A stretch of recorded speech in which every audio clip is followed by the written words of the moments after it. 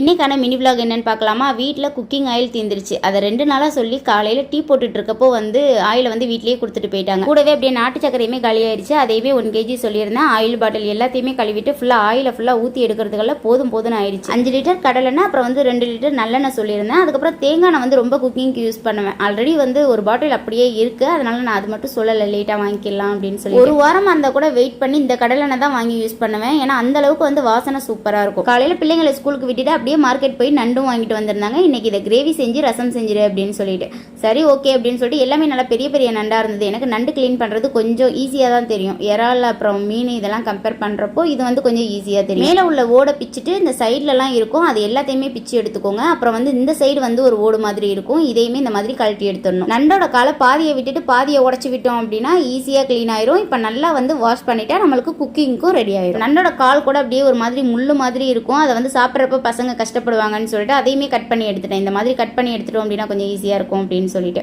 அப்புறம் ஒரு கடாயை நல்லா சூடு பண்ணிட்டு ஒரு 6-7 ஸ்பூன் வரளவுக்கு ஆயில் சேர்த்துருக்கேன். ஏலக்காய், பட்டை, கிராம்பு சேர்த்துட்டு 3 பெரிய சைஸ் வெங்காயத்தை நல்லா வதக்கி விட்டுக்கோங்க. இந்த அளவுக்கு நல்லா வதங்கினதுக்கு அப்புறம் 2.5 ஸ்பூன் வரளவுக்கு இஞ்சி பூண்டு பேஸ்ட் சேர்த்துக்கிறேன்.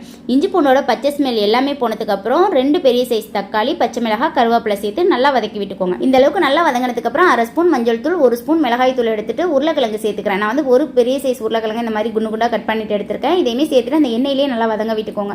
அதுக்கப்புறம் ஒரு தாட்டி நல்லா கலந்து விட்டுக்கோங்க. அப்புறம் நம்ம க்ளீன் பண்ணி வச்சிருக்க நண்டை சேர்த்துக்கலாம். தேவையான அளவு உப்பு சேர்த்து இதை கலந்து விட்டு ஒரு 5 மினிட்ஸ் அப்படியே மூடி போட்டு விட்டுருங்க. இந்த நண்டு கிரேவிக்கு தேங்காய் பால் சேர்த்தோம் அப்படின்னா சூப்பராக இருக்கும். நான் கோகோனட் பவுடர் தான் எடுத்திருக்கேன். 3 ஸ்பூன் கோகோனட் பவுடர் எடுத்திருக்கேன். கறி மசாலா 3 ஸ்பூன், 1.5 ஸ்பூன் மீன் மசாலா எடுத்திருக்கேன்.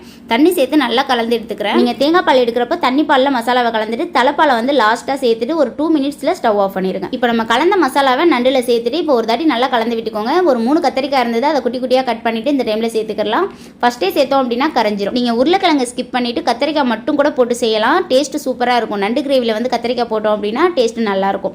உருளைக்கிழங்குமே நல்லா இருக்கும். ரெண்டுமே போட்டு செய்யறா இருந்தா கூட உங்க இஷ்டம். நண்டு கிரேவி செய்யறப்போ மிளகுலாம் நல்லா தூக்கலாக போட்டு மிளகு ரசமே செஞ்சாச்சு. நண்டுமே நல்லா கொதிச்சு வந்துருச்சு. இந்த டைம்ல மல்லி இலை தூவி விட்டு ஸ்டவ் ஆஃப் பண்ணிட வேண்டியது. நண்டு கிரேவி செய்யறப்போ ஒரு பெரிய சைஸ் நண்டை மட்டும் தனியாக எடுத்து வச்சுட்டு அதை நண்டு ஆம்லேட் பண்ணிடலாம் அப்படின்னு சொல்லிட்டு ஒரு 5 மினிட்ஸ் மஞ்சத்தூள் போட்டு நல்லா கொதிக்க வச்சு எடுத்துக்கிட்டேன். அப்புறம் உள்ள சதை எல்லாத்தையுமே இந்த மாதிரி பிச்சு எடுத்துக்கோங்க. ஒரு பெரிய வெங்காயத்தை குட்டி குட்டியாக கட் பண்ணி எடுத்திருக்கேன். சின்ன வெங்காயம் எடுத்தீங்க அப்படின்னாலும் ரொம்ப சூப்பராக இருக்கும். இப்போ ஒரு பச்சை மிளகாய், அதுக்கப்புறம் கொஞ்சமாக கொத்தமல்லியும் குட்டி குட்டியாக கட் பண்ணி எடுத்துக்கிறேன். நண்டோட சதையை சேர்த்துட்டு 2 முட்டை, கொஞ்சமாக மிளகாய் தூள், பெப்பர், அதுக்கப்புறம் தேவையான அளவு உப்பு சேர்த்து நல்லா கலந்து விட்டு எடுத்துக்கோங்க. அப்புறம் நார்மலாக நம்ம முட்டை பொரிக்கிற மாதிரி பொரிச்சு எடுத்துக்கலாம். டேஸ்ட் அல்டிமேட்டாக இருந்தது. கட்டாயம் ட்ரை பண்ணி பாருங்க. இன்னைக்கான லஞ்ச் மெனு சுட சுட ஒயிட் ரைஸ், மிளகு ரசம், நண்டு கிரேவி, நண்டு ஆம்லேட். வீடியோ பிடிச்சிருக்கும்னு நினைக்கிறேன். பிடிச்சிருந்தா லைக் அண்ட் சப்ஸ்கிரைப் பண்ணிக்கோங்க. தேங்க்யூ ஸோ மச் ஃபார் வாட்சிங்.